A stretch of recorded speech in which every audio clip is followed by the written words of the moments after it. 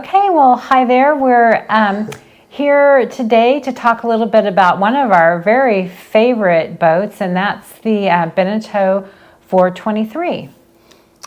Yes, absolutely. And this version is a 2005 Beneteau 423. What part stood out for you especially? Well, on this particular boat, it had the most beautiful blue hull I think I've ever seen, but that's not really something we're reviewing here, but we just have to call that out because it is very beautiful. On Beneteaus, most Beneteaus seem to have an indented stripe up pretty high up the freeboard.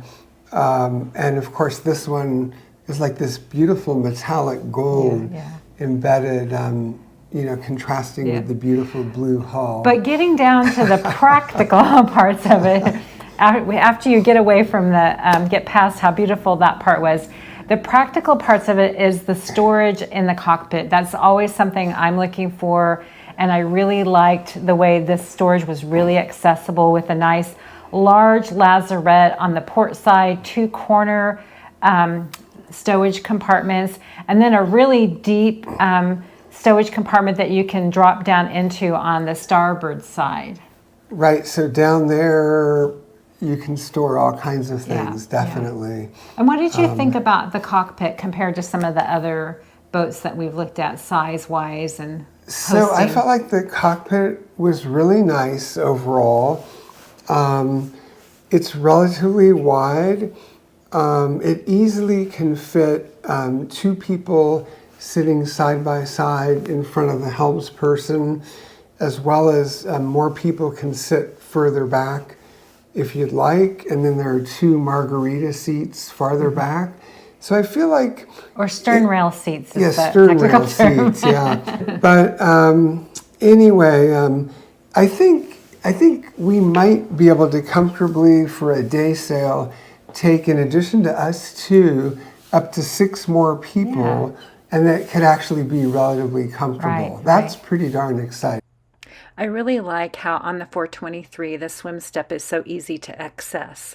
I was used to having to lift the seat out and find a place to put it. In this case, you just have to fold it away. It's very convenient.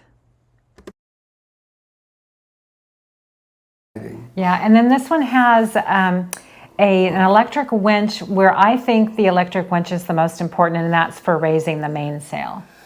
Right, so your port cabin top winch that does the main halyard connects to that, and then eventually you'll also have when you're under sail, you'll have your main sheet connected to that. So it'll be really nice for adjusting that as well. And then you still get the exercise of hauling in your the Genoa, hauling in your Genoa in and out.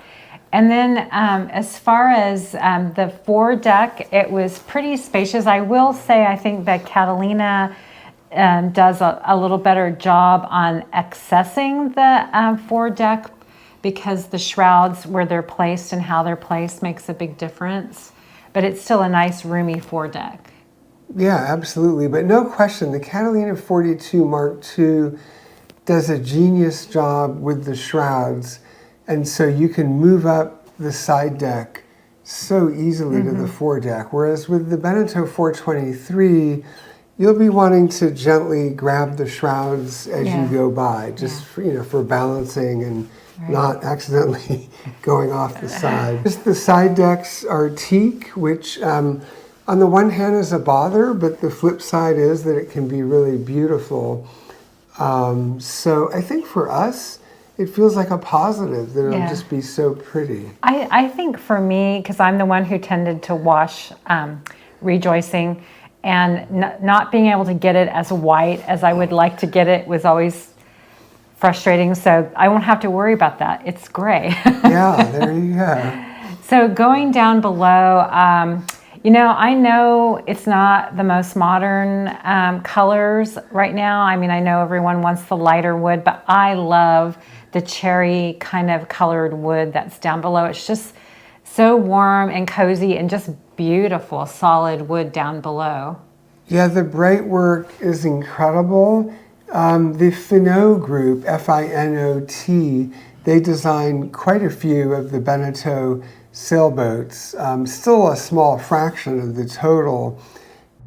You can see here how Blair fits on the Beneteau 423.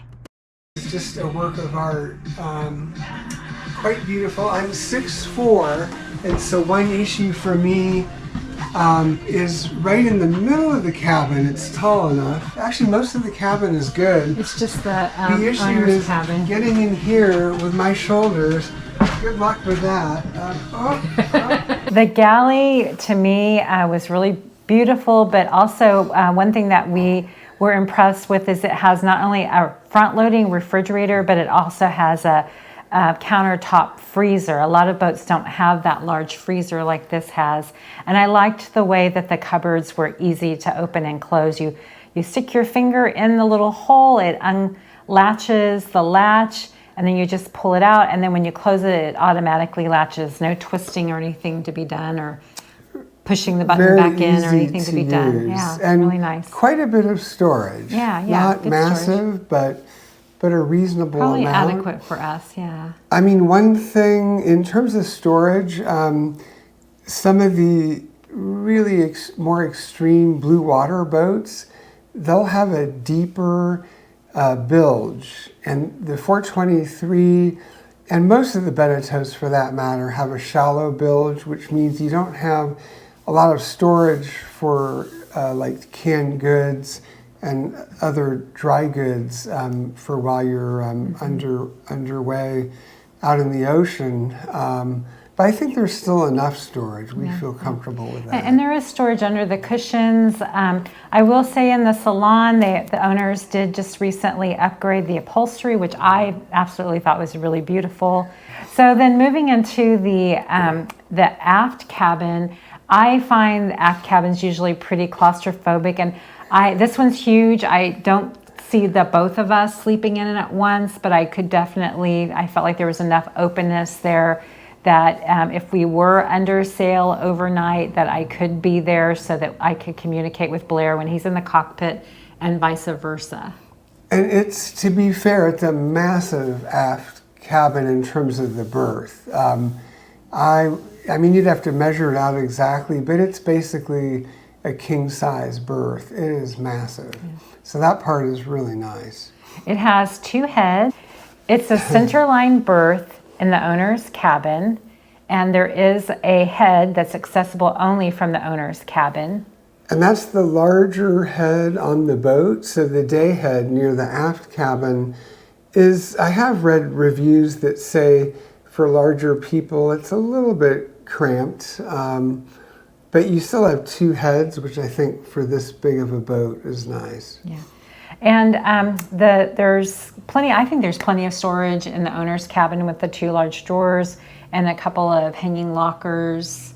Our 2 favorite boats are so far that we've seen are the Catalina 42 Mark II and this boat. And I think the one thing that there's a couple things that to me sell this boat a little bit better, and one is just the beauty. And then the second is the storage in the cockpit is better to me. And then this one also has a refrigerator and a freezer. Almost all 423s that were made had both. Whereas the Catalina 42 Mark IIs, they came standard with just a refrigerator that has a small integrated freezer compartment within the refrigerator. So it seems like you have a lot more refrigerated and frozen storage on the Beneteau 423. The main advantage, I would say, of the Catalina 42 Mark II, well, a couple, is it's a beamier boat. So you have quite a bit more room in the salon. And additionally, it's actually a slightly faster boat. The PHRF is about 96, whereas for the Beneteau 423, it's about 102. And most people would say that the Catalina 42 Mark II, it's a slightly heavier boat.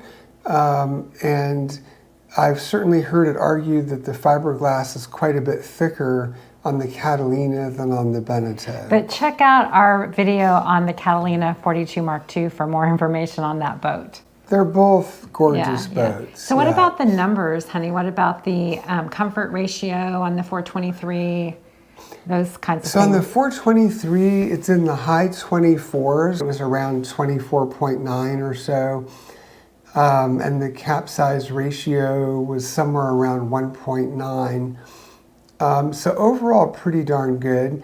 The draft, this particular boat we looked at has the deep draft keel, which is 6 feet, I believe, 11 inches. That's pretty deep, so that will limit, at least to some extent, where you can go in terms of cruising. Right. Well, thank you for checking out the video, and we hope you'll check out our other boat reviews and continue to follow us on our personal voyage as we learn more about sailing, learn more about boats, and start to hopefully finally cruise someday. Yeah, it's been great fun. We've looked at so many boats in the kind of 39 to 44 foot range. And even 48. Yep. And clearly, out of all of those, we clearly like the Beneteau 423 and the Catalina 42 Mark II the best. Yeah. It's also a price range that we're most Yes. comfortable with as well. So We both love the Beneteau 473. The cost is dramatically different. The initial purchase cost is about 50% higher going from a 423 to a 473. You're just gaining 4 feet. And then the upkeep cost, as well as your slip fees, it'll all be a lot more expensive. So to us, that felt a little too unmanageable. And also, we'll be sailing with 2 of us. The 42 to 43 foot boat feels more manageable, I'd say. yeah, so you may also want to check out our video on the Beneteau 473. Okay, in conclusion, we really do like the Beneteau 423. I think that's probably in our finalist list. And really love that storage in the cockpit and the beauty of it down below. And I really feel like the down below is pretty comfortable too. Yeah, absolutely. It's a beautiful boat. It's a relatively fast boat for the size, beautifully designed, and a relatively comfortable boat for the boats that are available that are production boats in the 42, 43 foot range. So yeah, I mean, it's an absolute contender for us, definitely.